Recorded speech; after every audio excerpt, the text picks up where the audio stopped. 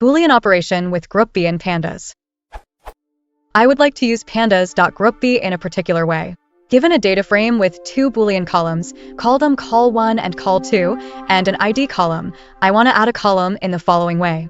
For every entry, if call2 is true, and call1 is true for any of the entries with the same ID, then assign true, otherwise false.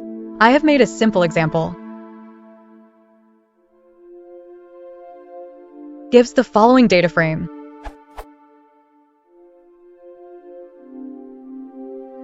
According to the above rule, the following column should be added.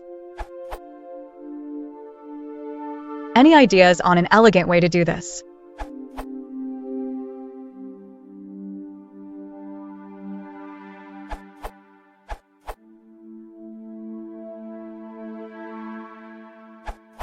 This code will produce the output you requested.